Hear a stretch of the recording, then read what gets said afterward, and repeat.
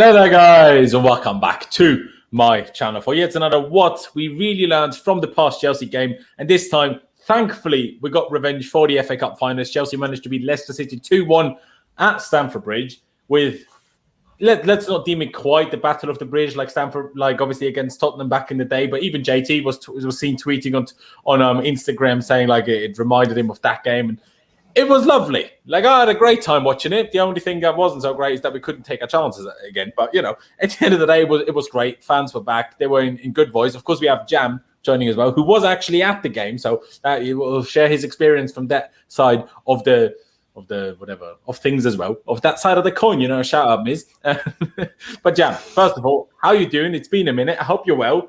And how was last night for you? Yeah, man. Thanks for having me back, man. I mean, the backstory to it is you're asking me a lot to be on your channel, and I love it. Yeah. And I just wish I had more time to do it, man, and be on a bit more often. But I'm glad to be back, so thanks for having me. Still buzzing off of last night's win. I mean, Stamford Bridge was absolutely electric. From start to finish, the atmosphere was brilliant. The players were brilliant as well. So, yeah, I'm in a good place right now. How you doing, my man? I'm very good. I'm very good. Yeah, like you said, I messaged you quite a lot about coming on because I'm like, I know he's usually busy, but if I just ask him, say, every 3 weeks, every month or whatever, then the chances of me asking you on the day where you're free are even slimmer than if I just ask you quite often. So that's my logic. Yeah. Of course, guys, if you haven't already, check out the Chelsea social, to which the link is down in the description. Obviously, Jam is a part of. And, of course, as you can see at the bottom, even though you can't actually see his name, let me make that happen for you quickly. Plus this little waffle emoji, which I added once and he never got rid of again. Mr. ConnCFC has joined the party again. Con, as always, very happy to talk to you. Very happy to see you. I hope you're well. And good game last night. Good time to get revenge, because you and I were sat here on Sunday after the final, and we were not happy. We're in a much better position now, aren't we? No, yeah, we are. I remember when we was on the stream and Liverpool scored Alisson and we was both speechless for 5 minutes, legit. So that win we needed, bro. So, yeah, the 5 today is a lot better than it was then. Thanks for having me again, Laurenz. Always appreciate it, my man. Hey, I appreciate you. I appreciate both of you coming on, of course. And, I mean, there's been a lot of debate on Twitter, wherever, right? Would we have preferred to win the cup final? Would we have preferred to win last night? Obviously, ideally, we'd win both. But if you had to pick and choose between the two, I will say as openly and honestly as it is, last night is a bigger game in the grand scheme of things, unless we win the Champions League final, because then getting top 4 is kind of irrelevant. But would we win the Champions League final if we had the added pressure of not only wanting to win the final, but also needing it to qualify for the Champions League? Who knows, right? So it's never anything we'll know. But just, and touch wood, fingers crossed it doesn't happen. If we don't win the Champions League final, being in the Champions League next season is much more important than winning an FA Cup. As much as you want to win a trophy, if you want to get to challenging Man City, you need to have the financial income and also the Champions League attractiveness in terms of signing players that you only get from being in the Champions League. So you can look at it that way, but obviously it was a final. It was at Wembley. You wanted to win. Jam, I'll get to your experience a little bit from last night in a bit as well. But how do you actually see that? I saw Con's tweet about it, but I'd like to hear it from you. Like, obviously you were there last night. Maybe that affected it slightly, but was last night bigger, or is that just us telling ourselves because we lost on Saturday? See, I mean, trying to be objective, I'm going to say it as it is. I think Chelsea fans, we are quite spoiled. We're used to winning, aren't we? So when you actually look at it with that mentality, we've had these FA Cups. I know I'd want more trophies. I want to see, I want to see Azpilicueta's armpits again. I want to see Mason Mount with a trophy. Trust me, I want to see the Cobham lads lifting the trophy. I want to see Tuchel lifting a trophy. But realistically, if we're not in that Champions League next season, that's just banter. It really is. Like, we need to be in that competition. So if it really came down to it, my opinion is last night was more of an important game. Yes, I don't want to undermine a cup final because it's a cup final. We're used to winning. So, on the whole, we're used to winning anyway. I mean, recently we've been bad in cup finals. But come on, guys. If Leicester don't make the Champions League, I tell you now, next season they're going to be thinking, yo, you know what? Yeah, okay, it was our first FA Cup final in our history. So that was more important for them probably. But yeah, do you know what I mean? Trying to get these players to get to the next level, and you're trying to attract them with Europa League football. Not the one, really. Not the one. I mean, let's just say, if we really are going to go for a big marquee striker, we can't be doing that in the Europa League. Do you know what I mean? No, exactly. I mean, Jester's put it in the chat here. Apparently, I haven't seen them, but apparently there are reports that Chelsea are ready to meet Spurs' asking price of £150 million for Harry Kane. I mean, when you said first HK, I thought you were talking about Hong Kong, and I was well confused. But anyway, big money striker. We're not getting Harry Kane, Haaland, Lukaku, whoever you're talking about, without Champions League football. Although I've said this before, I actually think for Leicester, it's probably better if they're not in the Champions League because, I mean, they couldn't even beat Slavia Prague. Like, before they think about Champions League, get a bit of an acceptable Europa League run together before you're talking about playing Champions League, in my opinion. But hey, obviously their fans will disagree. Probably Daniel Amati would disagree, but, you know, unlucky for him. Con, obviously I saw your tweet about it. For you, it was quite clear. But just maybe elaborate on why you feel that way, because what I think people kind of mistook from both your tweet and whenever I've said it as well is saying last night is more important doesn't mean the cup final was not important. Things can both be important with one being a bit more important than the other. No, yeah, it's exactly that, mate. And when you, like, I don't know, in 10 years' time, what are you going to talk about? Chelsea winning an FA Cup this season or Chelsea signing a Haaland, you know? So in the grand scheme of things, it's like a short-term pain for like long-term sort of success, you know? The FA Cup would have been nice. Another FA Cup would have been brilliant for us, but we're Chelsea. I think Jam's right. We are a bit spoiled. Like, every time we're in a cup final, we think we should win it. And we should have against Leicester, don't get me wrong, and it hurts we didn't. It still pains me a little bit, even after last night. But we need to be in Champions League. And there's no ways about it. You get more money from being in Champions League. I think I saw Newman do a tweet, and it was something like, every game you win in the Champions League group stage, you get like, is it like 3.6 mil or something like that? And I think you only get like 2 million or something like that for winning the FA Cup. So financially, it makes more sense. And I don't want to be in Europa League, man. That's painful. You see the group stages of that? It's so bad. I don't want to be playing these guys, man. You have to wait to the quarters before you get a good game. I can't be bothered. Yeah, exactly. I will tell you one thing, though. Like, I am slightly swayed on my opinions on the Europa League. I don't like being in it, and mostly because of the draw and because of that whole thing. But because of our last Champions League run, I went to a group stage game away. I went to the round of 16 game in Prague, and I went to Frankfurt. So I had a great time in that Europa League campaign. I won't lie to you. Well, whenever I've gone to a Champions League game, I lost 3-0 in Rome a few years ago. I lost 3-0 in Barcelona. So, you know, Europa League I won every time. So that was better. I know from Frankfurt we got a 1-0 draw, but still. To be fair, I was at Amsterdam when Batshuayi scored that last-minute winner. So that was good. That was Champions League away redemption. Thankfully, finally. It took me long enough. Bloody hell. But yeah, no, I saw a good comment here. Let me just get it up quickly. Where was it? Also, yeah, by Adash saying, also, we still have an equal chance to win the FA Cup next year. We don't even have a chance in the Champions League if we lost yesterday, or rather would have won the cup final but lost obviously the top four game. And that's a very good point. That's a very, very good point. Obviously, the likelihood of winning the Champions League is, even if we win it this year, is next year, again, not the biggest, right? Because that's just how tough the competition is. But like you both said, you're in the final, you want to win it, of course. But you can't win everything every time. That's just sadly how it is and sadly how it works. And if you're going to have to pick one, I'd rather be in the Champions League next season than talk next October, do banter with Leicester. Yeah, you might be playing Real Madrid right now, but we won the FA Cup. Yeah, they won't care because they're playing Real Madrid. So, I know which one's worth more when we talk about it in 6 months' time. But let's not dwell on that too much. Of course, ladies and gentlemen, if you're watching this right now, please be sure to subscribe. That'd be massively appreciated. Or if you're watching this when this has turned into a video later on, smash the like button as well. That is, as always, massively appreciated. And if you want to support the channel, do use the super chat function. Of course, you don't have to, but if you want to, do so. And Jam, let's quickly talk about how the game was for you, because obviously you were at the game. It was, well, I presume your first game in God knows how long. People might not know this. In Austria, there was a small period at the end of last summer where we could actually go to football games, like a month or two, but we could go to games, although my local team had barely any home games, so that was a bit unfortunate. Any which way, it was your first football game in person in a very long time. It was obviously a big game as well, not just like, I don't know, playing Stoke, to name a random team, even though they're not in a Prem at the moment. It's a bad example. But, 8,000 fans there. It was it almost made it more like, at least that's what it seemed like on social media and what we saw around the ground. It almost made it seem more like a big family get-together than a football game with like 40,000 fans. It felt different. Like the fact that Dami got Mendy's shirt. That would never happen if the stadium's sold out. The fact that both of you met Thiago Silva's wife, and to get you to tell that story in a minute, that would never happen if the stadium sold out. So it almost felt different in a way, but not in a worse way because it's less, but almost just different in a, I don't know, more family type way, if that makes sense. Absolutely. Spot on.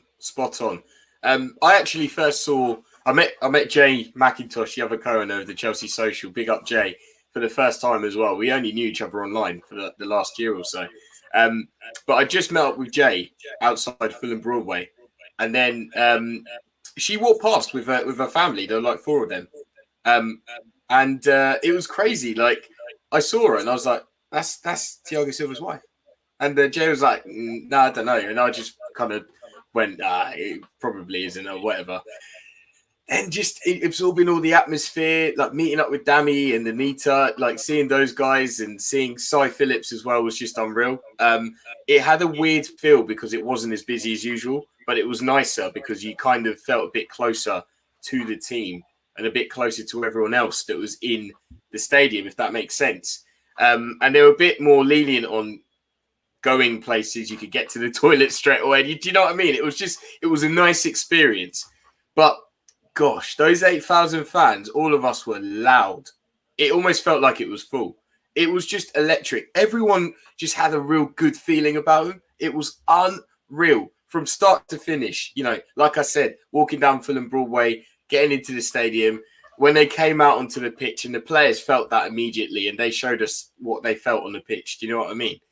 And it was just an amazing experience. But what I've got to say is, if you haven't experienced VAR live in the stadium, it's an absolute nightmare for fans that are watching it live. You don't know what the hell's going on. You just don't know. So there we are, celebrating Timo Werner's disallowed goal, the one that was offside, and then the one that was handball, thinking, yeah, there we go, getting done twice. That even when it got to it, Rudiger, when he scored, it was like, oh, that was probably handball. do you know what I mean? It's not football. I didn't have this kind of thought about VAR until I actually witnessed it yesterday.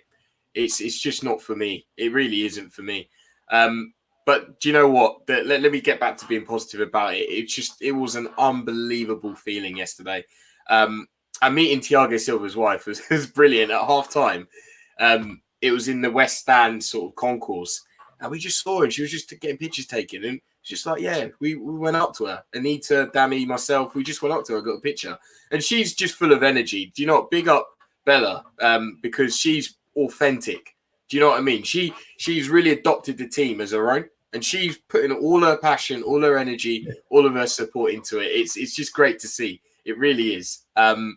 So, yeah, I mean, afterwards we got a few drinks. I had a couple of drinks with Simon Phillips, Jay, and Simon Phillips' cousin. And it was just great, like just kind of reflecting on the day. It was just brilliant, honestly. Absolutely brilliant. No, it sounds like it. And obviously, like, you know, set here in a different country. I mean, Con really has no excuse. So, you know, shut up, Con. Set in a different country where I'm like, oh, I wish I could have been at the game, because seeing all of you guys meet up who obviously haven't met in person as well. I mean, I know a lot of guys, obviously Lewis and these, I've met all of them lot, but kind of you guys have kind of only become sort of people that I talk to and know since I've kind of become more consistent on my own channel, if that makes sense. And the whole Twitter community just seemed to grow a little bit. So it would have been sick, obviously, to be there. And like you said, for Bell, it's just sick. Like, I'm a bit confused. I don't know whether the hospitality areas where the families are usually sat, I don't know whether those weren't open or whether she chose to be sat where she was sat. It's weird, isn't it? But I think she chose, mate. I'm going to be deadly serious. It was clear to see walking down Fulham Broadway. She just wanted to be a fan. It's absolutely clear to see. That's why I'm saying she's authentic. I think she really, really, really likes this team. It's crazy.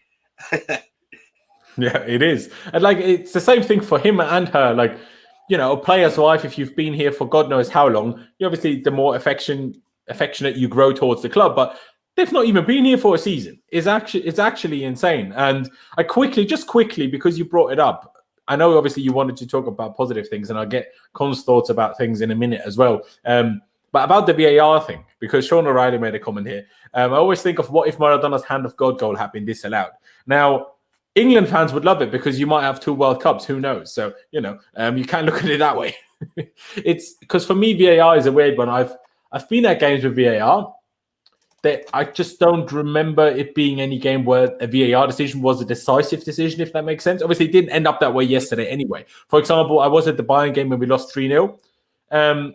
Alonso was sent off, and that was a VAR decision, so we had no idea why was he sent off. But did it matter? 3-0 down? Not really, right?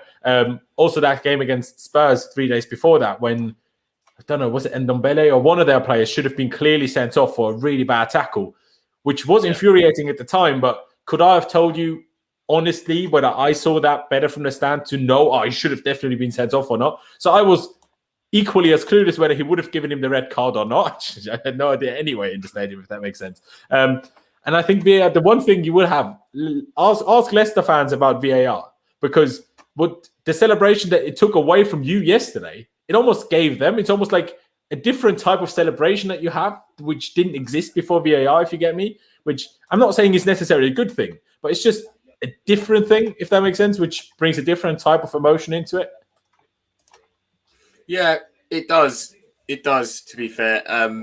I mean, I guess the other way of putting it was the Timo Werner penalty. We ended up celebrating that because of VAR, really. So I think a free kick was given, and then it was actually obviously made a penalty because it's in the box. Yeah. So yeah, there is that side of things, but nothing beats celebrating a goal. Do you know what I mean?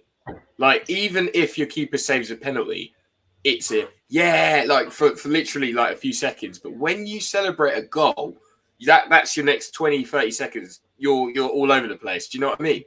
That is what people love, is the celebrating goals. And unfortunately, yesterday, that Rudiger goal, I was like, that I couldn't tell from where I was. I saw it hit the side of him, but I was just like, this has probably hit his arm, hasn't it? I kept myself a bit like down until I realised like they celebrated. I was like that even on TV. So yeah, exactly. But then, I realised it went in. Then obviously I was like, yeah, come on, get in. But it wasn't the same. And I don't always go to games live. So, maybe I can't really pitch in too much. But yesterday just made me think, yeah, okay, you get another celebration. It brings another perspective. But I don't think it's for me, to be honest. Yeah. But I do still think it's one of those where, because of VAR, we now blame everything on VAR. For example, the Chilwell goal in the cup final. I'm very confident the Lionel gives that offside anyway, so it doesn't actually change anything, except that the Lionel let it play out first, which he wouldn't have if VAR didn't exist. But I'm not sure if either of you have ever been in a situation when you're in a stadium, you're already celebrating because your view of the linesman is actually kind of blocked. So you don't, and if it's a big goal especially, and you're already part of the limbs until you clock the linesman raise his flag. And maybe it's not quite as long, but at the end of the day, you've still just celebrated a goal that the Lionel gave offside, but you didn't clock that he gave offside. So, it's a tough one. I'm not saying VAR is great, and there's certainly massive things wrong with it, but I feel like it's one of those typical things that give it a few years, people are used to it, and you won't really complain about that type of celebration problem anymore. I don't know. Con, how do you see that? Obviously, your games at times haven't been there yesterday, but how do you feel about the whole VAR thing, really? Firstly, I just want to say I'm gutted because I had the opportunity to go yesterday, and I let somebody else take 2 tickets. So I'm absolutely gutted. I promise you, on my life, I woke up this morning after having a dream that I was at the bridge. That's how much I felt about not going. So I was gutted about that. I wanted to see that fight live. But I've been at games times where VAR's made decisions and you've reacted and you're like, and Jam's right, it kills it. It really does kill it. You don't know how to react. And like that's what I'm like at TV. Like when I'm watching it on TV now. Like every time Chelsea score, I never really celebrate anymore. Like I do to a certain extent, but I'll never give a full props. Because you just don't know. And it's really killed it. And when Rudiger scored, I think everybody who was watching it on TV didn't celebrate. Because when I first saw it, I was like, oh, that could have hit his arm. It reminded me of, do you remember Laurenz against Man City in Champions League? That's what it kind of remembered. Like, so I was like, oh, this is going to go to VAR, isn't it? And then when I saw it hit his leg, I was like, yeah, delayed reaction. But it's just not the same. And the technology is good. Don't get me wrong. It can really help. But come on, man. Like, especially when it's so inconsistent. Like, holding should have been a penalty. Like, I know the ball hit Perez's leg and it bounced up, but that still creates a goal scoring opportunity, and that's law in itself. So, like, it's so inconsistent. That's my issue with it. Like, if it's consistently good, or most of the time the decisions are correct, fairs, but it's just not. So what's the point? I'd rather have the human error of the linesman. Yeah, that... Would you? I don't know. I can only ever bring up and think of the Barnsley game when we had that stonewall pen for Tammy not given because there was no VAR that day, and I was like, football without VAR is a whole mess. None of these referees know what they're doing. But bro, yesterday Tillemans kicked Werner, and VAR true. didn't do It's nothing true. about it. It's true. It's 100% true. But now that we experience VAR every time, and say we scrapped it again, and this thing would happen, we'd all be craving for VAR. Because that's just how it is. So because it's come in already, I think we're now screwed. Like, I don't think there's a way back anymore. But it's a nightmare, really. I mean, the worst thing for me, and nothing to do with our game, but that Cavani goal yesterday. What's the point in VAR if you can't zoom in on a camera and not tell that Bruno Fernandes clearly didn't touch the ball, making Cavani 5 yards offside? Like, I don't like. That's the most easiest VAR decision I've ever seen. It's like, just look at the ball. You can literally see the valve of it. And it doesn't take any sort of, change of direction after it might have touched Bruno Fernandes. So clearly it didn't touch him, but nothing was done about it. So it's a whole mess. It's a whole mess. Let's not get too hung up on the whole VAR discussion, though. Let's get about, talking about last night's game, I suppose. Because the big thing for me, as much as, the performance as well, but it was just so different from the cup final. I was kind of caught between loads of different minds. Straight during the game, I was like, this isn't that bad. Let's not be too angry. After the game, I was super angry. And then the day after, I was like, calm down a little bit again in terms of, we just weren't on it type problem, because I feel like, well, yeah, we might not have been, but clearly Leicester weren't either, because we had more of the ball, more chances, won more duels. They just scored a screamer. So can we really have that much of a go at the players for that when they won by a stupid screamer? But then you see yesterday's game, how they were on it from the first minute. And whether that's because of fans or not, I don't know. Because there were games at the cup final. So that's only half of an excuse, in my opinion, if at all. But the fact that they were so on it almost frustrates me for the cup final. It's great for yesterday, where I'm like, where was this on Saturday? Like, what? Where? Like, wasn't losing to Arsenal bad enough? Did we need to lose 2 in a row for you to turn up like this? Because if we play like this every time, we're going to batter everybody, as I say. I mean, obviously, it's about scoring the actual chances, but we should have been 4, 5, 6-0 up by half time. Obviously, two of those goals were offside and handball, but a penalty that clearly wasn't given. And then some of these chances, I mean, the Schmeichel save from Mount, the Schmeichel save from Pulisic at the near post, it was a whole mess. And the amount of, like, even the first thing, Werner did so brilliantly in the middle of the park with the feints to get past the 2 players and then runs, but Pulisic was so open for the through ball, and he decides to pull it over to Chile, which was still a good play by Timo, don't get me wrong. But obviously, it's a much more difficult finish from there for Chilwell than it would have been for Pulisic straight in front of the goalie, right? So, before I get back to Con, because obviously to talk from more of a TV or general perspective, was that super apparent for you as well, that it was just different how on it the whole team was yesterday, Jam? Yeah, massively different. I mean, look, you get the nonsense of Daniel and Marty. I mean, play that video just before they go out, please. They probably did. They were clearly fired up by him, especially in the fight when he turned over. You could see how Mason Mount and Thiago Silva switched. Things like that don't help. And, these are players that they're not used to winning. So it went to his head, clearly. He doesn't even play for them. So, look, it was different. They were fired up. I mean, you've got your leaders. You can see Azpilicueta, when he's on the pitch, he's literally, how can I describe it? But you can see him breathing like this. That is him. Like, genuinely, he's just a warrior. You've got him. You've got Thiago Silva. You've got Jorginho on the pitch as well. You've got Mason Mount. These are all leaders, and they were on it. They led from the front. Those 3 in particular. Rudiger as well, adding to that. Mendy was super composed.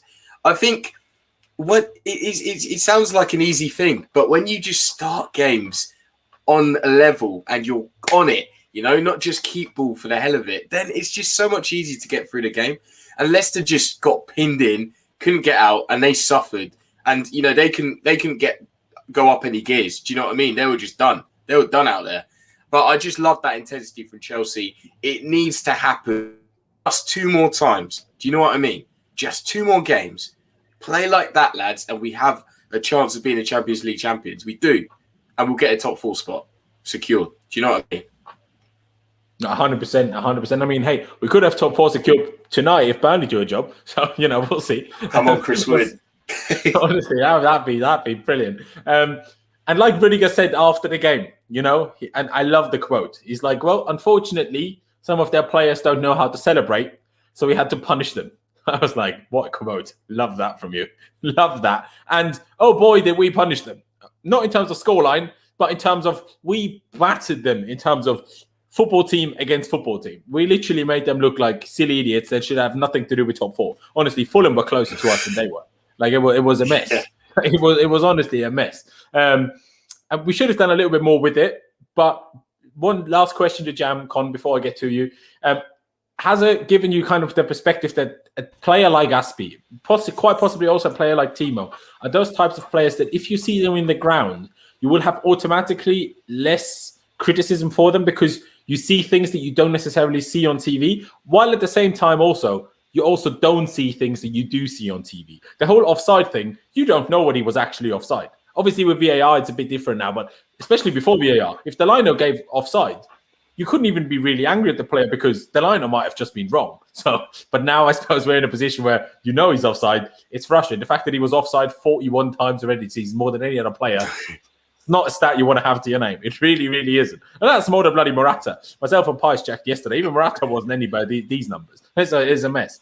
But you said it about Aspie there, the breathing, the way he acts.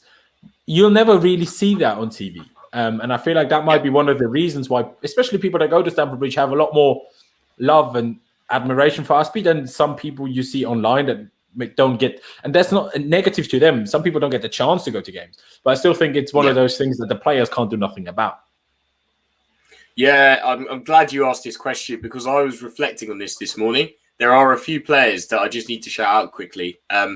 Edouard Mendy, very composed to the ball. And look, my perspective is only 1 live game. So, on the whole, you probably want 5 or 10 games that you go to really compare it. But Edouard Mendy, really composed to the ball. Every time I watched him on TV, he looks like he isn't. That's just the perspective changed. But he was so calm yesterday.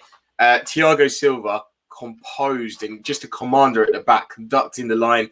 I got to see him talking to these guys all the time. Do you know what I mean? You don't see that. Did you hear what language he was speaking in, by any chance? I couldn't really make it out. I'll be honest, and that might be to do with the beers that I had. To be fair, I wasn't sober, but I could just see him constantly like gesturing, just in the right place, moving forward, coming back. Like he's just on another level. He really is up here, unreal.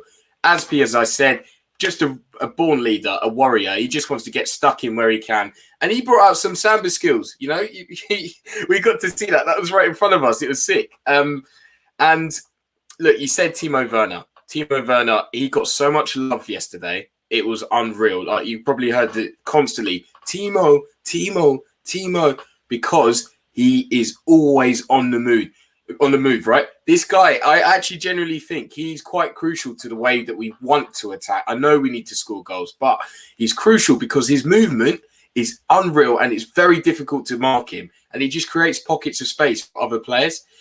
What I will say is, and I've said this a few times on TV and it was proven to me yesterday, is that this guy makes early runs and we still don't play the ball to him enough.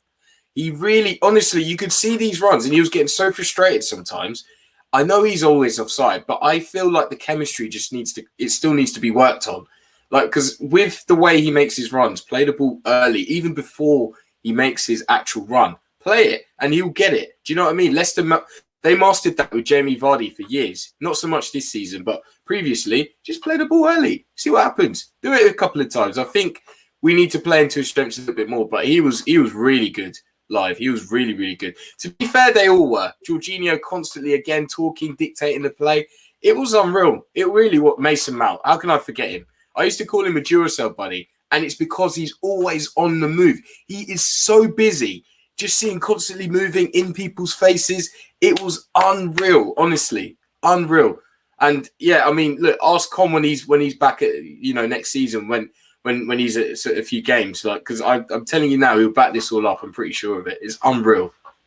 Yeah, I mean, it's one of the reasons. Like, obviously, I was at a few games last season. Luckily, I say a few, 3, but better than none. Before obviously things stopped, and even then, Mount just always is that guy, and I think that's why. I don't like to say that way, but I think that's part of the reason, and it's not because English buyers. I'm not English, Alex Gober. I mean, Alex Gober wasn't at games, but Alex Gober isn't English, right?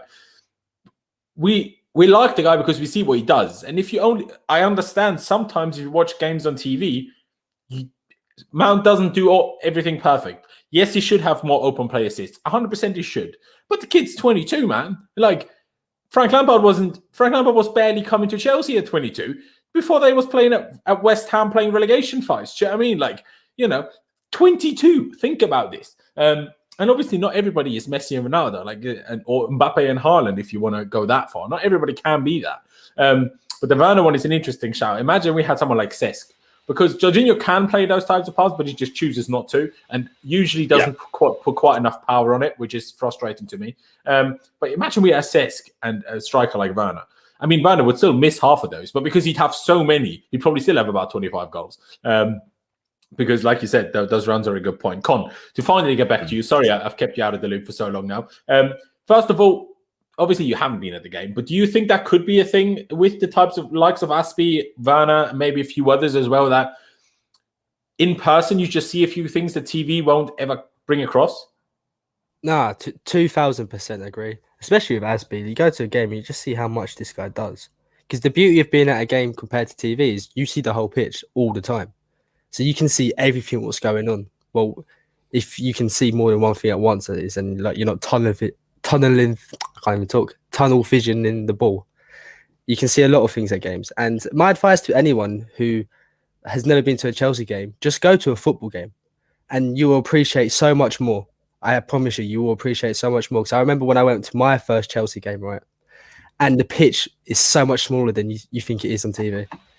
The space, it is, isn't it? And the spaces are so much smaller. Like, there's not as much space as you think there is on TV. Like, I think it's so much smaller. It's much bigger than it seems on TV. Do you think? Like, I think it's a lot smaller. And, like, it's a lot more sort of closer together, like the players. Like, you think there's more space than there actually is. And, Jam said, every little thing you see is like people telling players to do this, the movement, the runs, like you see everything and you'll appreciate a lot more. So if you can't go to a Chelsea game, fine, go to your local, whether that is your local in like League 2, that's a local in a different country, and MLS team, anyone, just go and you'll appreciate football a lot more, I tell you. And players like Werner, you can see it yesterday. The fans were brilliant, can I just say? Absolutely brilliant yesterday. And Werner, he loved it. You could tell he was really enjoying himself. And yeah, I think full stadium next season, Timo Werner's going to be a beast. Hey, as long as he stops being offside, that would be a start. Because he can be a beast all he wants if he's offside all the time. That does become a problem at some point. Yeah, I mean, the spaces, you might have a good point. That's true. Especially slow motion, I think, does that then rather than TV in general. But like maybe less so being in the stadium, but walking onto a pitch. Just stand at the edge of an 18-yard box and try to shoot on the spin while someone's half pushing you over. And then you're going to watch a game on TV and say you should score that. Because I'm telling you, 99% of you are not even getting enough power on that for that ball to get to the goal in that situation on the spin while being shoved over. Like, that's why, I mean, on TV, it all seems smaller. Because, like, you don't, I don't know. I don't know. The spaces, you might be right, Con, but I feel like the pitch as a whole, I think, looks way bigger in person. It also depends on where you're sat, though. If you're sat like right by the byline, it looks smaller, I think. But if you're sat a bit up, but not too far up, I think it looks ginormous. But hey, I get what you're saying, Laurenz. So don't mean to cut you off, but like I've played football all my life. I played a bit of semi-pro as well when I was younger. So I've played on full-size pitches before. I know Jam plays a lot of football still, if I'm not wrong. So do you know that instance you gave, like the edge of the box, you shoot there, like when you've played enough football, it is quite a small gap, like, and you will score if you're playing forward anyway. You'll score quite a few goals from there. So if us sort of amateurs can score from there, I'm expecting Mason Mount to, when he turns his score from there as well. You know, this guy's getting 100k plus a week. If I can do it, he can do it, kind of thing. Not saying all the time, obviously, but that's why we kind of expect it. I feel like that's because we don't get when you play like us do, you don't get the shoves that you get on a Premier League pitch. No, we get stuff. Obviously, I can put the ball in the goal from 18 yards if there's no one there, but that's 90% of the time what happens in amateur football because people don't know how to mark and don't know how to close you down and shit, right? So obviously, if you're free, I'd expect you to score. That's when we get angry, like a Torres miss or a few that we had this season. Like, let's be honest. But hey, let's try to get it back to the game as a whole, regardless of which perspective we were watching it from. Because that first half, I know we didn't score, but I just wish we had that type of energy more regularly. Obviously, you can't probably pull that type of energy off every week because you'd just be dead after a month of football.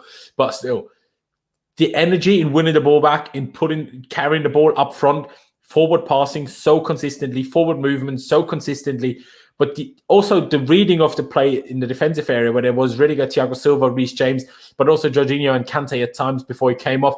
It was so good.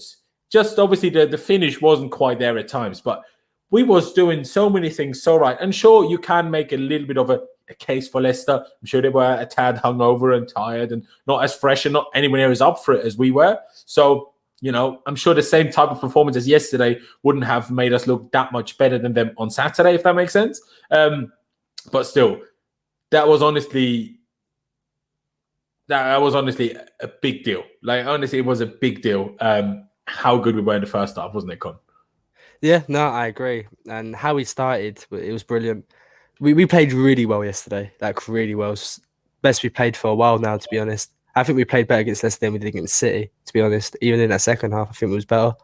And this is why, I'm happy. Well, I'm not happy. I'd rather have won this game against Leicester because last night proved more than anything. We need that striker, And if we get FA Cup and don't get top four, we don't get that striker. And we have the same problem next season. So we really need that top four to get. So when we're in a game like this next season, we got someone banging in the goals, But the performance, I just wish we could finish, man. We could have really won 6-0 yesterday. Why can't we finish? We got quality players. It makes no sense. Mount he's a good shooter of the ball. Pulisic too. Werner scored 20 plus last season. There's no excuses why there's not like they're poor players and they can't finish because they can. We've seen it. It's just when they're on the pitch together, one's going wide, one's offside. It's the same story all season. And yeah, I want a striker. The cherry on top of the icing. Honestly, for me, you said if we're in this type of game, I just so crave the day where we're finally going to be in a position again because it's been a minute. It's been since Conte's first season, but that was different because obviously fighting for the league, that's what you want to do, sure. But almost in a position like Man United are, at least, because they're not worried about top four. They can drop points left, right, and centre. They're still going to get top four. They know that. But you're not until the last day scraping your behind out for top four. Do you know what I mean? Get in a position where, obviously, I want us to challenge for the league and I want us to be right there. But I will, with the signing that I'm hoping we're going to make, and with Tuchel maybe not, but that's what I was kind of hoping for with Lampard this season, that we would finally have a season where we just get top four comfortably. You don't have to necessarily be there with City just yet, I thought, this season, but just be at least 10, 12 points clear of fourth. That's what I was or fifth, I suppose. That's what I was kind of hoping for. And that's where we need to get to. I don't even want to be in a position, like Con just said, where we need that one striker to take these chances in this second last game of the season so we get top four. For the league, sure. But for top four, we need to get out of this. We're not Arsenal trying to fight for top four every season. Let's make just the point, Laurenz. Sorry. If we had the striker, would we even be in this position? No, of course not. You're 100% right with what you said. I'm just saying in terms of the comparison, this type of game, I really hope we don't have this type of game anymore, if that makes sense. Yeah, I get what you're saying. But yeah, Jam, I mean, you said about the celebrations of the handball and obviously the offside goal as well to some extent. But Pasha said it here, and I thought it was so funny after the game. Timo Werner was like, yeah, I knew it hit my hand, but I just didn't know how much, innit? It's But does that matter? Do you not know the rules? It's so shameless that man just went on a whole knee slide. So he knew full well that a goal was going to stand. He was fully aware that was going to stand. But he was like, I want a celebration with fans. I think that's what I was thinking. I'm going for that knee slide right now. Yeah, do you know what? He was just gassed. The amount of support he had, I feel like he just had to enjoy that moment. Do you know what? I think it's going to sound weird, but you can just sometimes get like that where you almost know, but it's just like, come on, just give it to me. Let me just knee slide in Stamford Bridge this season. Do you know what I mean? In front of the fans. He just needed that. I mean, for 10 seconds, that was a really nice moment. Come on. Like when you actually watch it back and you see the knee slide. But yeah, I also think, to be honest, it's going to sound like I'm just giving him so many excuses, but I just feel like he's over being embarrassed now. I mean, he doesn't care anymore, does he? That embarrassment when, come on, think about it. Way back in December, November, when he started with these misses and people were like, started to tally them up and go, wait, another one. That Leeds game at home. Was it Leeds? Yeah, where it was on the goal line and he missed from there. I think that's when it peaked, and he doesn't care anymore. Come on, but I mean, it's not something I probably would have done, but it's kind of funny when you look at it, isn't it? Yeah, exactly. Let's just hope Chelsea fans don't start blaming him rather than VAR, because if he just doesn't celebrate, you're probably sure very quickly that it probably won't stand, I suppose. And he says, like celebration and disappointment. But then we go into the second half, and Mr. Rüdiger wasn't just there to punish people verbally. Man turned up to punish people by scoring goals. Didn't know nothing about it. And like Lewis, I think, tweeted, Rüdiger against Leicester City turns into prime Didier Drogba, because, I mean, he scored 2 goals there last season, hasn't scored a goal since, and now scores again yesterday. What a huge goal as well. Like, absolutely fantastic goal. Well, I say fantastic goal, not in terms of execution, but in terms of how big it was and that we actually got it straight after half-time, because with how the first half went, if we didn't get a fairly quick 1-0, I think this could have been a big problem of a game again. So it was super, super big to get that 1-0. Perfect guy to get it, I suppose. Yeah, absolutely. Oh, let me go, Con. Sorry, because... Yeah. Swap deal. There you go. I can see the private chat. I'll bring it up in a second. Con, what a big goal from Rudy, wasn't it? Because I saw your tweets about it last night as well. Like, how can anyone hate him? Like, from zero to hero. What a transition that man's had this season, eh? No, yeah, fully. We all wanted him gone. Let's be honest. I think only like 5% of people probably wanted him still, like before this summer, and then. Under Tuchel, we've just been faultless and probably our best centre-back, even better than Thiago Silva, to be honest. And the way I don't know, it's just a complete 180, isn't it?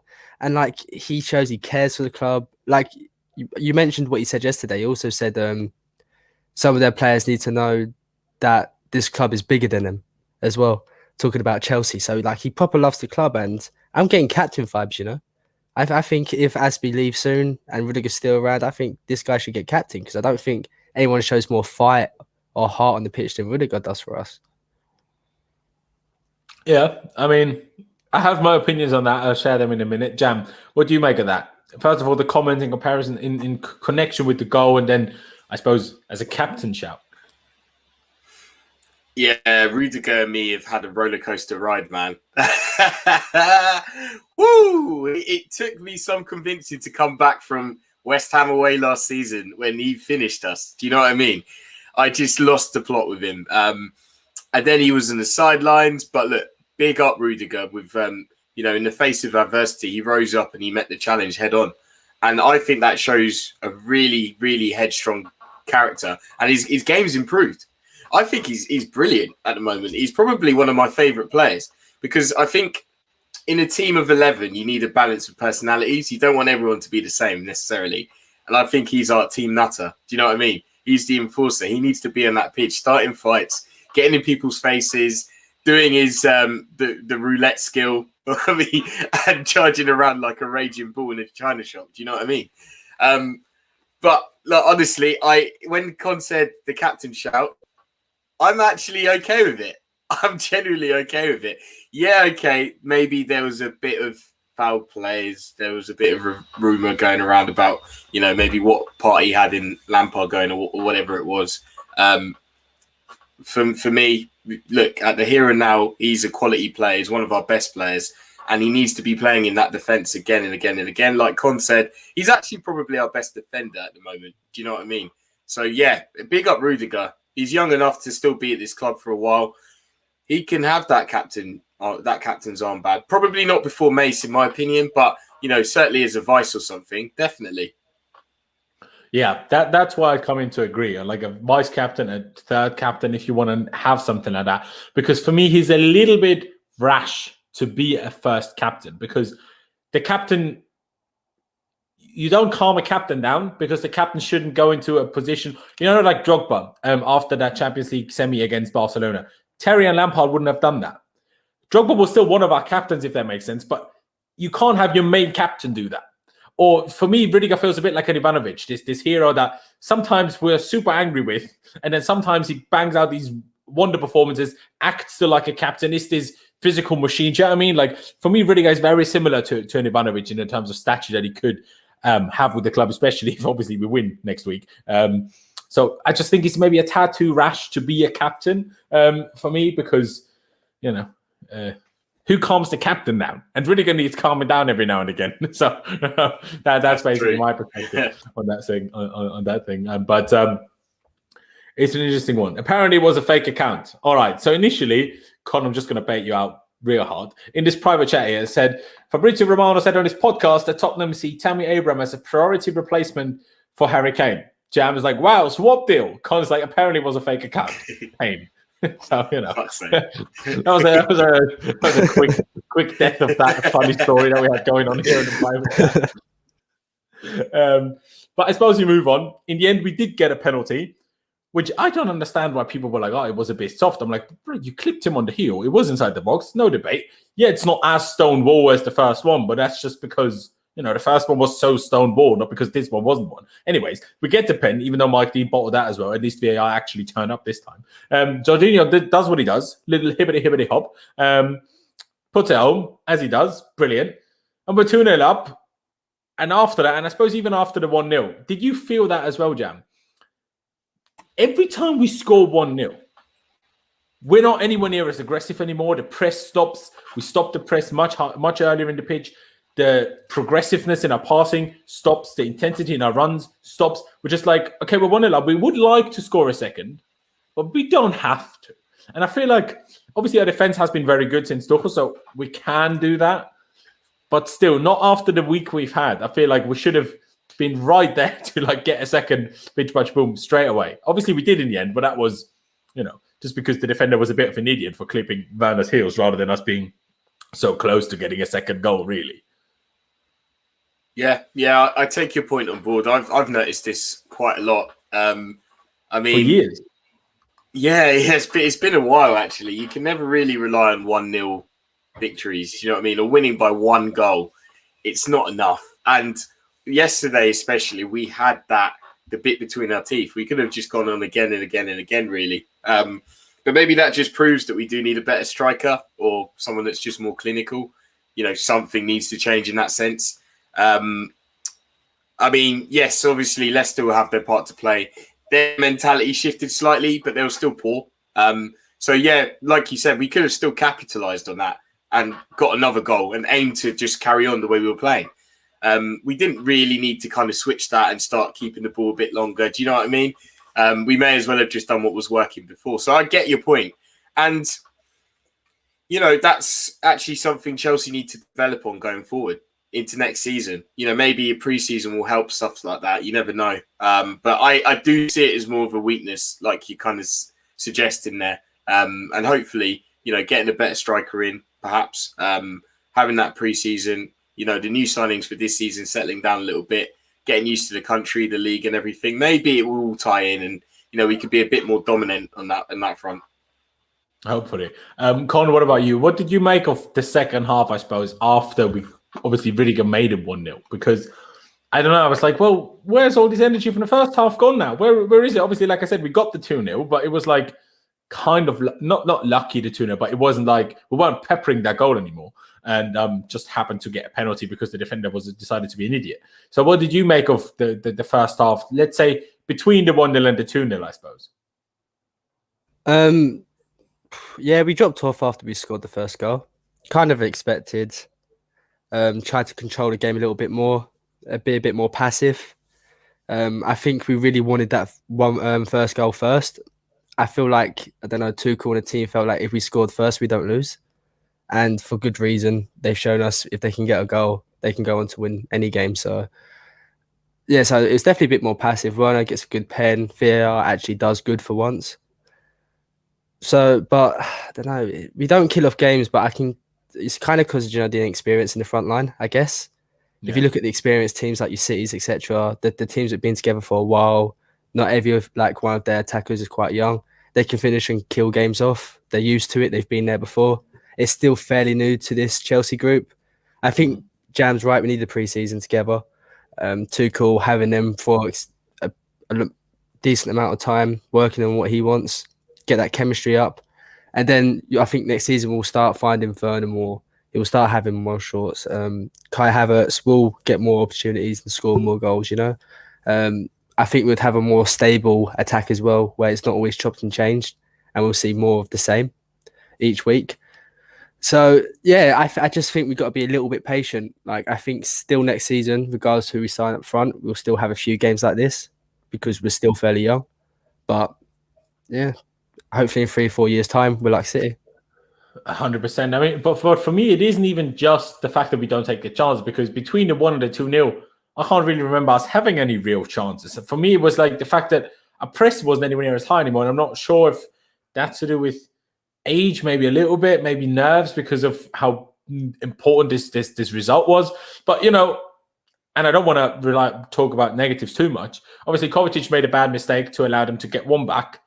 And then Jorginho and then also Kovacic made a real bad mistake for Leicester to nearly get it to 2-2 at the very end, which would have been, well, a big shambles, like a big old shambles. Like, I'm not sure if you've seen that part back, Jam, but if you haven't, Perez literally just runs past Kovacic, who is just stood in the middle of nowhere before he has this huge chance. And obviously Jorginho, who looks tired by that point, fair enough, but still not really getting into attack. Rudiger gets too easily done by in that moment too. I'm like, bro, boys, this is why you need to kill games before. This is why you need to be 2-3 goals out of sight, so you don't even have this moment. Obviously, we've had more than enough bad luck for that to have gone in, so it was about time that we got a slight bit fortunate. But still, we were on the edge at the very, very end with that chance. I mean, that goal and that chance was the only thing they had, but still, somehow, we nearly threw it away again. If it would have ended up as a Desmond Tutu, man, I would have been fuming. All of that positive energy that we had in Stamford Bridge would have completely flipped. That would have been just an absolute shambles and a disaster. Kovacic. I mean, I'm going to cut him a bit of slack. He got away with it. Obviously, they nicked the ball off him for their goal. But he hasn't played for a few weeks. He's just come back from injury. I don't think he expected to come in as soon as he did. So he's lacking a bit of sharpness. He did some good things, as we know Kova could do, but he's lacking sharpness. So I'm going to just say, look, you got away with it, man, but you're aware of what happened there. And, I think we could just look past that a little bit. But, man, if, again, it would have come back to haunt us, the fact that we can't really shut down a game. Do you know what I mean? I mean, yeah, 2-0 up, you'd think we had control of it then. But considering the chances we had, if they would have come back and taken a point, that would have been one of the biggest robberies of this season. Genuinely. Like, we need to be careful there. At 2-1, we may have, that may have shaken us up a little bit and actually made us think, hang on a second, we've got it to lose here. Where we were sat, we were so worried. We just had the angle behind taking that shot, and it looked bad. Like, it just looked really bad. You know what I mean? Like, we thought it was going to go in, but thank God he's obviously bottled it. That's why he's not a top club, and he doesn't always start for them. Let's be honest, that was a really good chance. He has to get on target. But yeah, look, we got away with it. Maybe that's some luck that we've deserved recently. Maybe that's just it right there. Do you know what I mean? 100%. And before we get to talking about the fight and how fun that was for everybody, I quickly just want to talk about that goal didn't go in. The goal not going in has nothing to do with Kovacic or not, or other players as well. And that's what I was talking about when people started scrutinizing people after the Tillemans goal on Saturday. Just because the goal goes in, you scrutinize him. And if if that screamer doesn't happen, none of you would say a bad word. And that's why I don't understand football fans sometimes. I'm like, people saying blame Jorginho for the goal who was literally 15 meters away from the guy. And you're saying, but he should close him down when Thiago Silva was actually closer. So Jorginho saying come out made sense. But Thiago Silva also knew he wasn't close enough to close him down for that to have any point either. But no one mentioned Reece James's pass being way too risky in that position. It's just like, just because that goal didn't go in, if you want to go for Jorginho at the cup final, obviously I don't want either. But in terms of if those people that did go after Jorginho in the cup final, I'm like, where's the energy for Kovacic now? Because that was way worse. So just because the goal doesn't go in shouldn't change doesn't change the magnitude of a mistake, if that makes sense. So fans annoy me sometimes. Fans annoy me. I mean, hey, I'm the same. I annoy myself sometimes in terms of how critical I am sometimes of things when a day later I'm like, do you know what I mean? I'm not actually sure whether you and me have spoken, Jam, in this period where I've gone from the biggest Werner critic to actually liking him a lot. I'm not sure whether you knew this transition even ever happened because I don't really understand how it happened, but it did happen. So yeah. I watch your videos, even though sometimes I can't always be on. I do watch your videos. I've seen it happen, man. And fair play. Yeah, we're allowed to change our minds, aren't we? Yeah, exactly. But it's not even a case of that I now think he's all of a sudden brilliant. And before I thought he was awful. I just, for some reason, grew a liking to him. And when I like someone, I find excuses for them. And when I don't, I slate them. I think that's a natural human thing. And that's why I'm just saying, that's why I know myself. People that don't like Jorginho, they'll slate him, even though maybe if they liked him, they would never say a bad word in that very same situation. And that's just a frustrating thing. We should all of us, and that includes me, Jam, Con, and everybody else, we should all just, maybe with a few exceptions for good reasons sometimes, but in general, just like all Chelsea players the same, treat them all the same. Then we'll all have a lot less problems with each other and with the squad, in my opinion. But, Con, first of all, any reaction to what I just said? And then how nervy did you get when you saw that ball being cut back to Perez? And, what would your reaction, I suppose, have been when that happened? So I was watching the game with my friend Dan, right? And when that ball came back, he got really scared. But I saw it was Iozo Perez, so I wasn't scared. Sorry, like the guy's a dead footballer, and when he bottled it, honestly, I can promise you, my heart didn't jump once. Like I knew he was bottling that. He's dead. Yeah. What you said about Kovacic, though, yeah, I get what you're saying.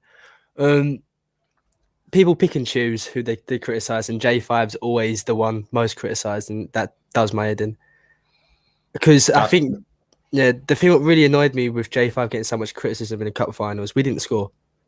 So as much as you want to blame J5 for not closing down the long shot, by the way, it's an absolute screamer of a goal.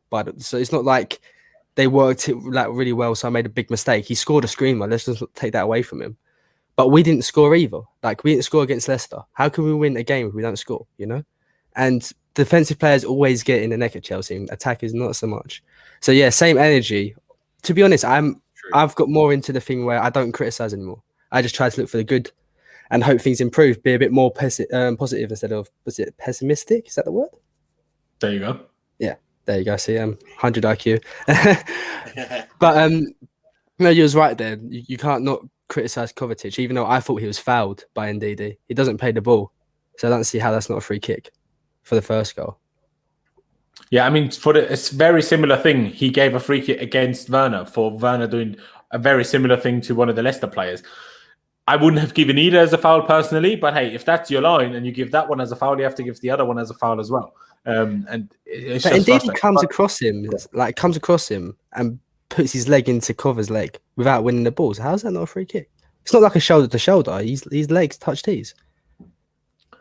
I don't know, bro. I honestly do not know. But thankfully, we got away with it. Well, obviously, the 2-1 would have been better to get 2-0. But to be fair, I predicted 2-1. So, I got that right, I suppose. But anyway, we get to the fun part at the very end. Everybody's talking about it. Everybody's loving it. Let me just get the picture up. Then I saw Lewis turn up with again. Daniel Amari has been locked up. He absolutely has been. I'm a big fan of it. Obviously, everybody's in the Rüdiger. What's he named it? I forgot the word of it. Not penitentiary. No, but not. It's found something else. Rehabilitation something. I forgot. Anyway, brilliant. But yeah, I mean, all of a sudden, ridiculous tackle from Pereira, by the way, on Ben Chilwell. Could have been straight sent off for that, in my opinion. I don't really understand why VAR didn't send him off for that. Like, that's a real bad tackle. Anyways, everything kicks off. Rüdiger tries to take everybody on at once. There's this lovely picture. I don't have it saved here, but he's literally going up against two by himself.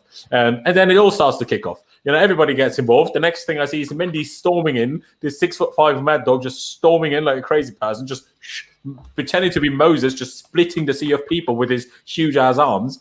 Just turning up. It's like, what's going on? And then the next thing I see is Kasper Schmeichel turning up as well, almost like, one goalie's here, I've got to be here as well then. So everybody got involved except Giroud. He was having none of it. I also saw a clip of Giroud when it was kicking off for a France game. He was just stood there, not bothered at all. Giroud ain't about that. Kovacic wasn't really about it either. But everybody else was sure involved. Reece James was involved, obviously Thiago Silva. And then there was this moment, and we've all seen the video. Thiago Silva, first it's Thiago Silva who notices Amati, who came in from the bench to get involved in the whole, bust up, I suppose. So then Thiago Silva notices and shouts something clearly. And as Thiago Silva shouts, Mason clocks and turns around. And it was all like going at him. And everything just kicks off. And I don't know who, I think Mendy even holds back Mason. It's like, calm down. Like, this is all going too far. I was petrified that he would send Mendy off, because Mendy obviously got a yellow card for time wasting 2 minutes before. So I thought maybe he'll just book everybody that was involved in this. And I was scared he'd just send Mendy off because of that. But that's what I want to see. And obviously, I don't necessarily need to see a fight in every game, but that's the fighting spirit I need to see. And that's the fighting spirit that I need to see in terms of everyone's coming in, everyone's turning up. No one's, a little bit Giroud and Kovacic, but everyone's trying to stick up for their teammate and in a big game and, seeking revenge for that cup final. I know Tuchel said post-game he doesn't really like revenge and he doesn't really like that's the only motivation for a game. And that's fair enough, but players are players are humans. And if it helps, that's good. But we need to try to almost take the energy from that and almost carry over. Well, possibly necessarily to against the Villa game, unless obviously Burnley beat Liverpool tonight. And then especially the Champions League final, like, don't be nice about it. Don't be like, but they're such a good team and we like these players. No, I don't care. Be dirty, be tough to be like aggressive. Do what you got to do. Don't get yourself sent off. But aside from that, do what you got to do. And yesterday I saw doing what we had to do. And I was very, very pleased. I'm not sure, because it was obviously in the complete other side of where you were sat, Jam. So I'm not sure how much of it you saw, or was it on the other side, or was it on your side? It was on the other side, sadly. I wish it was right in front of me. I really wish. 100%. But so I'm not sure how much you saw of it while it was live, or whether it was more of a case of seeing it back after what actually unfolded, I suppose. Yeah, it was. All we could just see was a bit of a mess. It was just a cluster. The rest. It was just a cluster of players. It was quite funny. We couldn't really tell what was happening. So we could just see like people going in and out and whatever, and we were just kind of like just making noise. We're like, "Oh, go on!" Obviously, the fans on the other side, like you could hear them like really piping up at certain moments. But I had to watch it back, and I just think it was class. And I don't know. This is going to sound a bit weird because I can't show you, but if you type in on the GIF search on Twitter, type in "what," then the first one that comes up is of a dog that turns around and goes, "What?" And that is literally what Mason Mount did. If anyone could just do that and type it in, you'll see exactly what I mean. Like he's just like almost minding his own business. He just turns and goes, "What?" It's brilliant. So yeah, I just thought it was good to see that from the Chelsea boys. Showed character, showed that we won't be shat on. We won it. We obviously came into that game fired up, pissed off. We lost the final. That's the one. That's it right there. That is literally what Mason Mount did. It's so funny. But yeah, we turned up for that. I love it. I love Rudiger, man. That is exactly what he needs to be in a team for. Those kind of moments. He doesn't care sometimes. But what I like about him is that he's channeled his aggression and nonsense. So whilst he is a little bit rash sometimes, he won't overstep the mark. It's like he suddenly knows where the line is now. So he'll come there like this, but then he knows that's not a foul. He knows that he can't be like penalised for that. Do you know what I mean? He's just he comes in like that, and he's a big presence there. I love it. I love Thiago Silva there remembering Daniel Amati when he saw him. Do you know what I mean? I love Mace getting involved. I love Reece getting involved. I loved it. Absolutely loved it. And you need that sometimes. Do you know what I mean? No, he really does. I'm a big fan. That's a good point on Rüdiger, actually. He knows what he's doing with that. Obviously, I'm intrigued to see what happens if he's up against someone that's as big as him, because it's obviously easy to hold it back when you don't need to really go for it to actually do anything.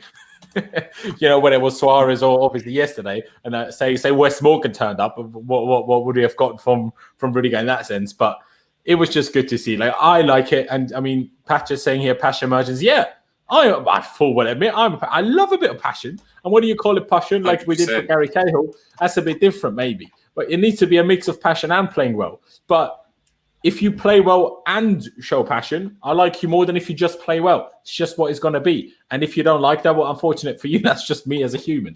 But Con, how did you see that whole fight unfolding? But I'm sure we all loved it equally as much, didn't we?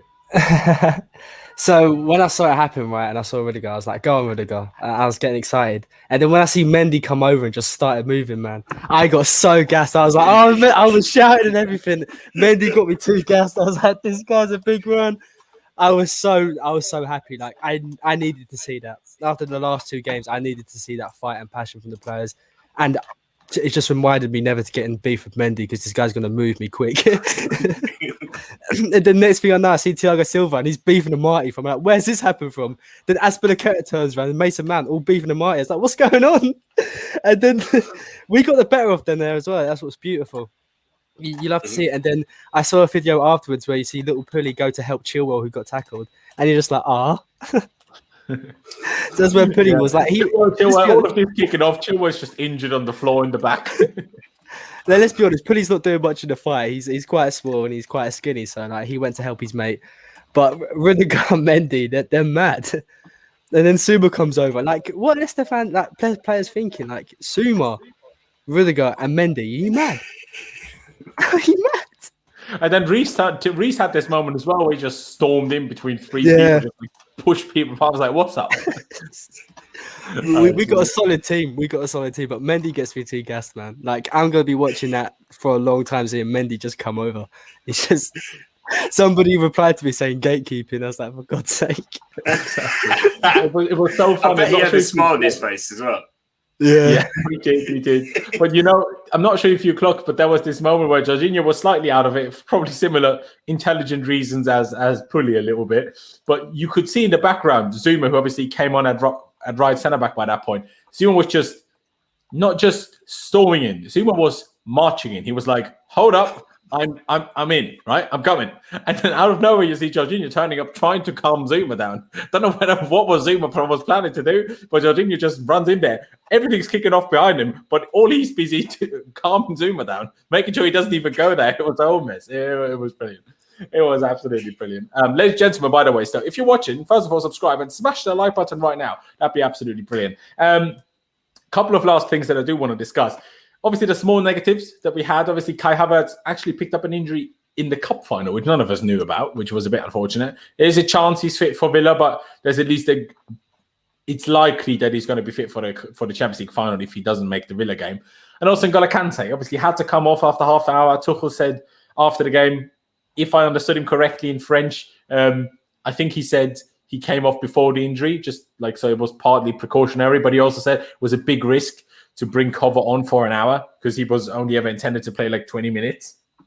So luckily Cover didn't also get injured. That would have been a mare. In hindsight, maybe not the smartest idea. If that's the position and you know Kante's problems and you know Kovacic isn't ready for more than 20, shouldn't maybe Billy have also been on the bench rather than having two left backs again and two strikers again?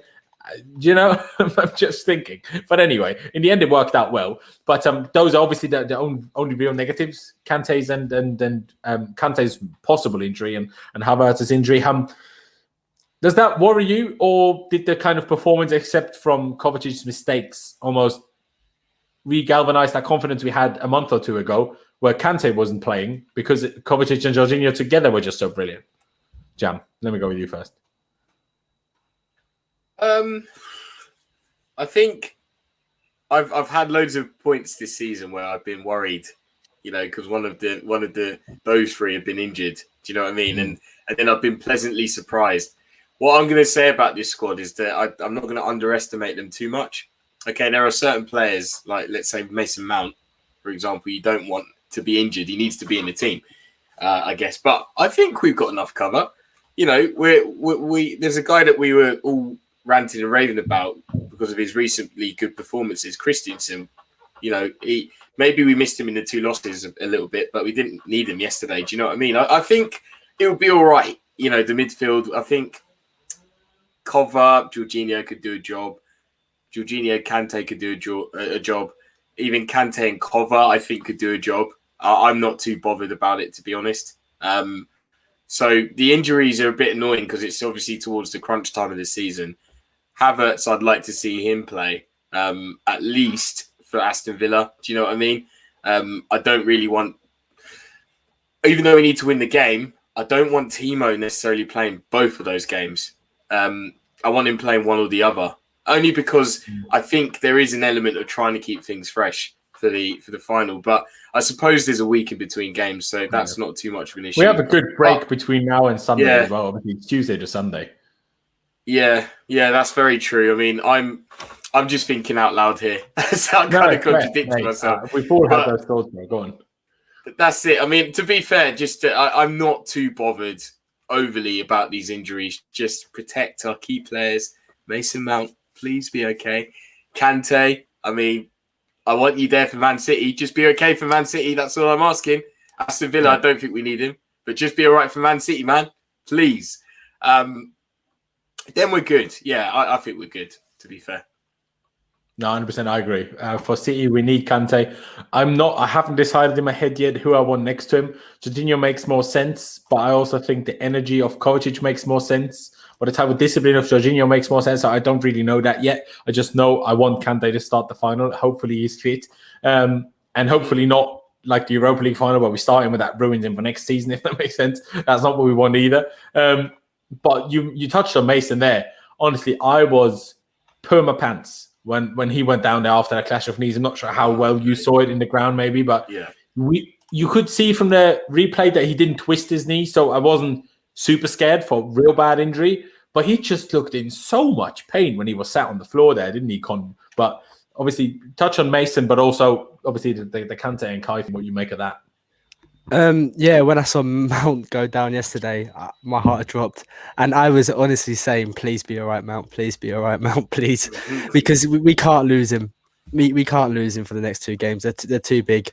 I want him starting both of those games as well, because I just don't trust our attack without Mason. He's that important at his age, which is incredible. Kai was a bit of a surprise. How long is he injured out for? Is it just a little knock?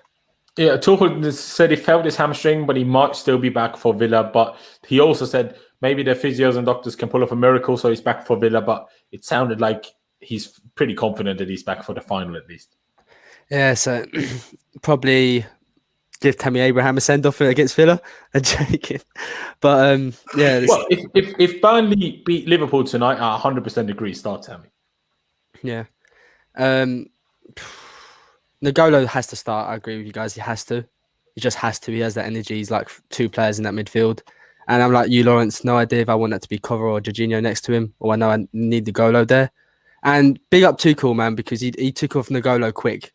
When he knew there was something wrong, he took him off quick. He didn't leave him on there saying, "Oh, you're right. Can you play a bit extra?" Like, Nagolo, he's not going to want to come off. So you just bring him off. And yeah, I'm not too worried like Jam. I think we've got enough. But please, I'm going to second what Jam said. Please, Nagolo, be okay for the final. Please, Mount, be okay for the final. Yeah, honestly. and Rudiger and Mendy and Chilwell. And oh, God, Mendy. Reece. Yeah, we don't want Kepa and goal, do we? Yeah, I know, but I'd rather Kepa in goal than Alonso playing. I won't lie. I cannot stand another time seeing Alonso. Like, I know if we spoke, we're not here to speak about the cup final, but for me, Alonso starting is the main reason why we were as poor as we were, because we just can't play out when we don't have a left back. Like the other players don't trust him to give him the ball under pressure. So there was zero. Like, Jan touched on it earlier. The composure of Mendy. One of those passes, which was ridiculous composure, was out to Chilwell. He wouldn't have even attempted that if Alonso stood there, because he would have been scared to give him the ball. And maybe it's not nice to Alonso, but it's also like, well, that's what he's shown us over the years, isn't it? He cannot deal with possession under pressure. He's great at scoring and free kicks and that, but that's about it though. So it's a tough one. It's a tough one. At the end of the day, we got a dub, and it was a huge dub because, okay, sure, it was already in our hands before the game, but we needed to win to keep it in our hands. And we're now in a position where if Liverpool bottle it against Burnley, which is not something I'm banking on too much, because, even Burnley with home fans, Liverpool certainly got a big boost with that Alisson winner and stuff. So it's probably not the most likely of scenarios that Burnley actually beat Liverpool. And if they draw, we actually still need to win. So it doesn't actually change anything. If they draw, we still need to get at least a draw. And a loss, even though we would be then level on points at max with Liverpool, they'd probably beat us in goal difference. So we don't want to be in that position. It's big. It's just the crunch time of the season. It's tough, isn't it? Because if you compare it to last season, sure, we're fighting for top four, and we had the FA Cup final, but it feels like everything's just, I don't know, just practice, just training for the Champions League final. That's what it feels like. That's what the cup final felt like.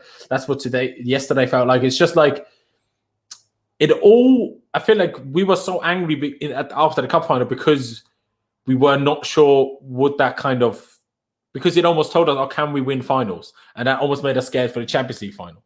And that's what we're so happy about yesterday, because we showed a fight. And that's what we all feel like we might need for the Champions League final.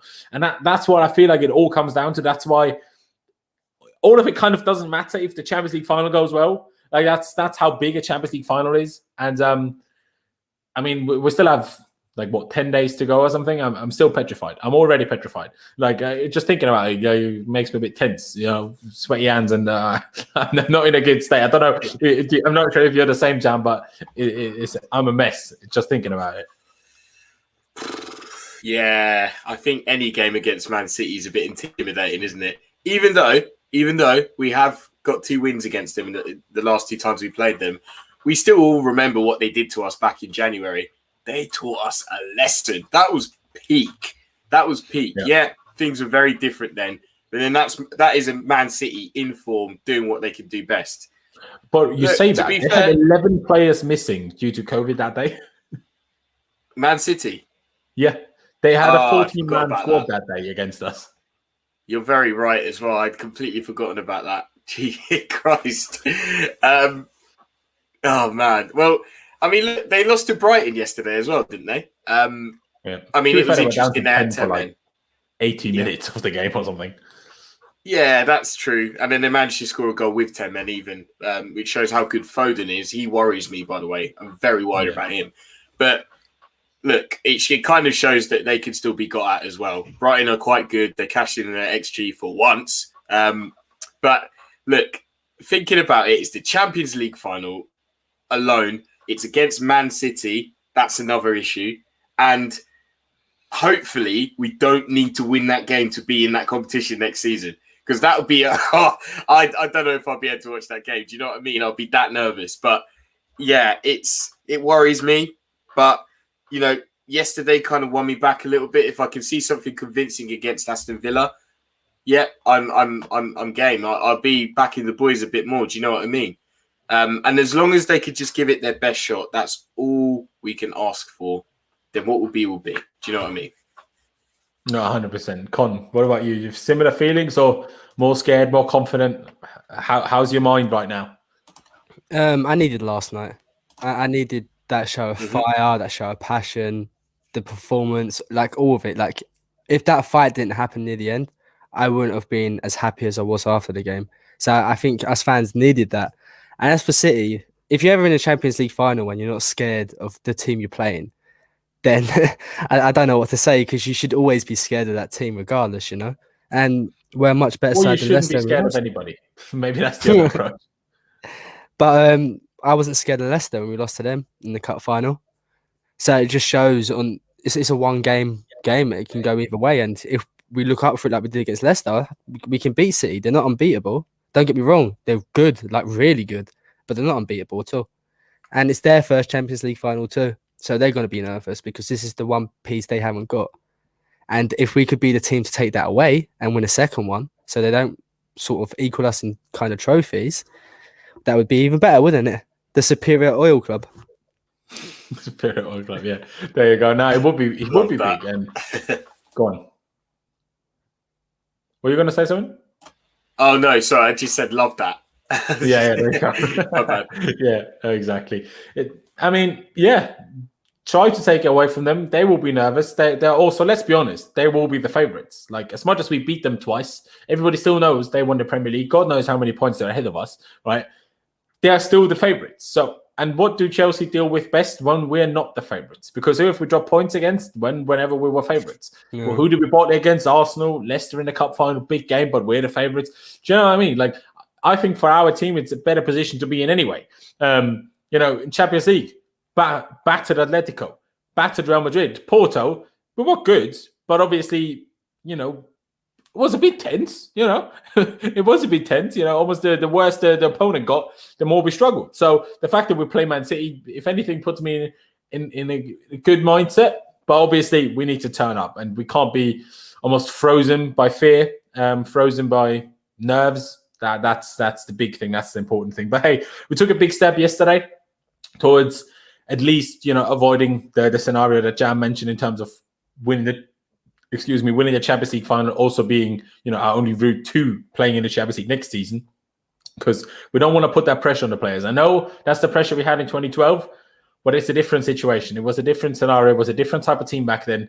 And I don't really want to be in that situation again, if I'm being totally honest, because also we can't even knock Spurs out because they are not fourth, and also the rule doesn't exist like that anymore. So, it's less fun as well. So let's just, get it done before then and win the Champions League final and just have what possible. Well, now that we lost the FA Cup final, it can't be our best season ever, I suppose. But still, I suppose our second best season ever. It's still very possible that we can make that happen. And it will be insane. And I'm already excited and nervous and all sorts of feelings. But ladies and gentlemen, I think we're going to leave it here. Jam, Con, appreciate both of you a lot for coming on.